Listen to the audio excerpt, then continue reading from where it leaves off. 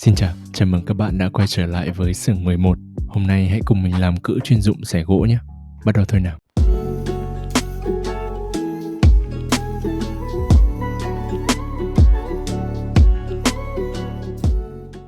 Mình đã làm một cái cữ cắt gỗ để biến cưa tròn thành cưa bàn. Tuy nhiên đối với những tấm gỗ lớn như ván ép thì chưa có phương án để xẻ một cách tiện lợi và dễ dàng. Vì vậy mình sẽ làm một cái cữ chuyên dụng để xẻ gỗ. Đầu tiên mình cắt đáy cữ.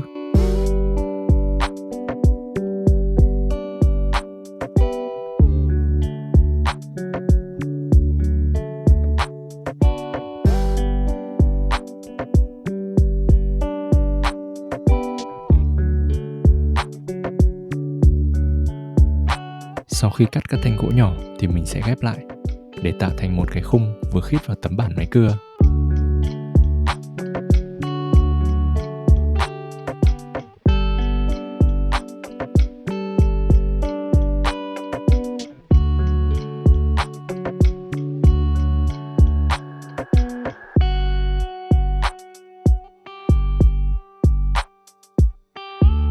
Hạ lại cưa để cắt tấm đáy.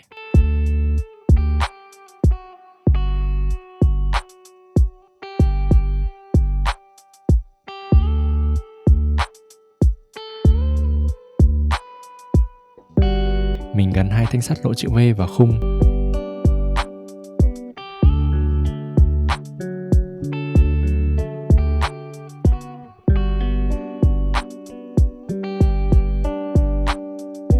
Đây là hình ảnh sau khi hoàn thiện.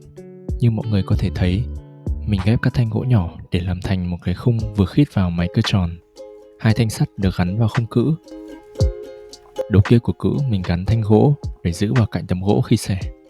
Mình dùng thanh sắt lỗ chữ V để khi cần có thể thay đổi chiều dài của cữ để có thể cắt các kích cỡ khác nhau.